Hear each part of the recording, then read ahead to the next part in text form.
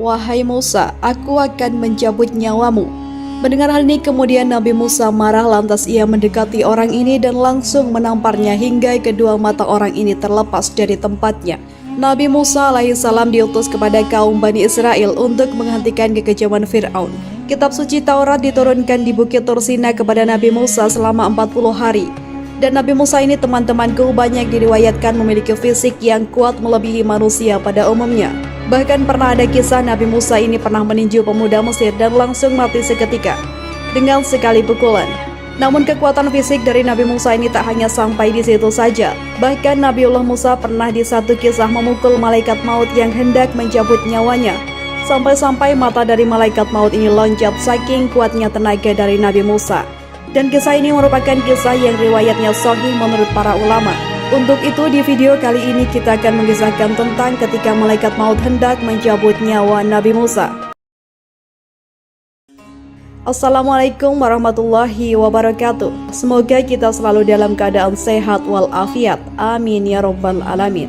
Nabi Musa alaihissalam dikisahkan memiliki mukjizat yang sangat banyak, mulai dari membelah lautan, tongkatnya bisa berubah menjadi ular, bisa mengangkat sebuah bukit, dan masih banyak lagi.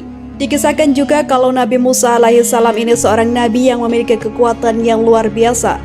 Bisa dikatakan Nabi Musa seorang yang cenderung pemarah. Ya mungkin karena diutus kepada kaum Bani Israel yang memang kaum ini orang-orang yang ngeyel dan sulit untuk diatur.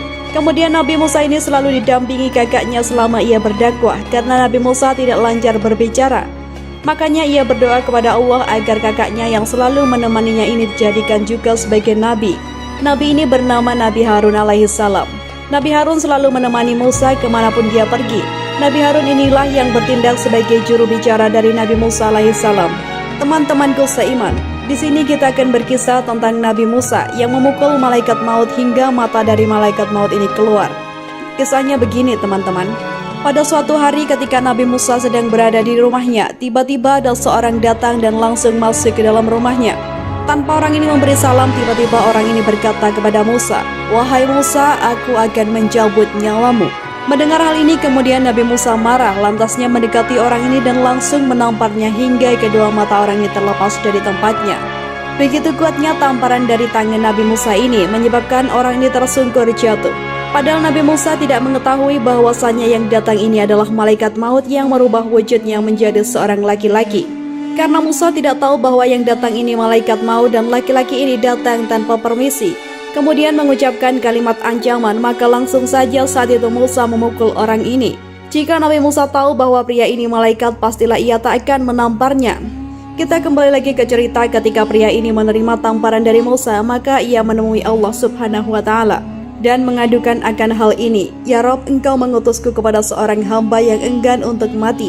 Kemudian Allah mengembalikan mata malaikat yang terlepas itu seperti sedia kala. Dan Allah subhanahu wa ta'ala berfirman, "Kembalilah engkau kepada Musa, katakan padanya agar meletakkan satu telapak tangannya di punggung seekor lembu jantan. Maka untuk setiap bulu lembu yang tertutup telapak tangannya, satu lainnya bernilai 1 tahun masa hidupnya." Kemudian malaikat ini kembali menemui Nabi Musa dan ia berkata bahwa ia adalah malaikat maut serta ia menyampaikan firman Allah kepada Musa tadi. Namun Nabi Musa tidak mau melakukannya dan ia berkata, "Untuk bertemu dengan kekasihku, aku harus menunggu sekian lama lagi. Aku tidak mau, cabutlah nyawaku sekarang, kerjakan tugasmu wahai malaikat maut." Dan ketika itu malaikat maut menjalankan tugasnya untuk mencabut ruh dari Nabi Musa alaihissalam diikuti dengan Nabi Harun alaihissalam.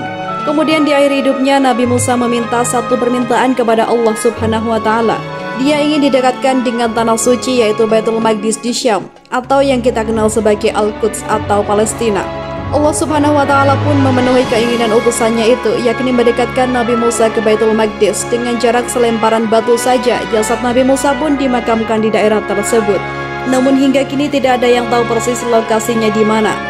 Di kisah ini timbullah pertanyaan teman-teman, mengapa malaikat bisa terluka karena ditampar oleh manusia? Jawabannya adalah ketika malaikat sudah mengubah wujudnya menjadi manusia, maka hukum-hukum di dunia manusia akan terjadi juga kepadanya.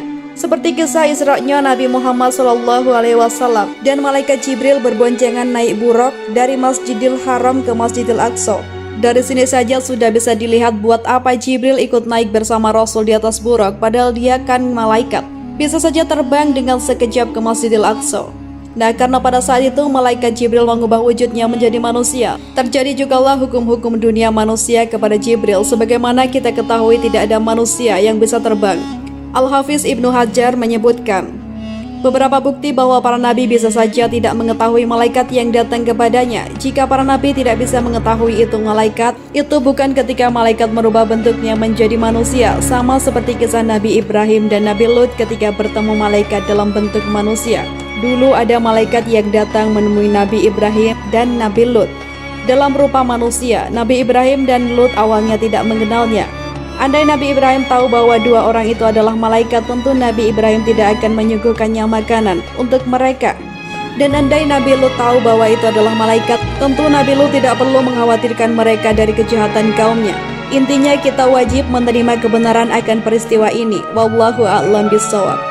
Jadi itulah kisah ketika malaikat maut hendak mencabut nyawa Nabi Musa. Semoga kisah ini bermanfaat, lebih dan kurangnya mohon dimaafkan. Yang benar datangnya dari Allah Subhanahu wa Ta'ala.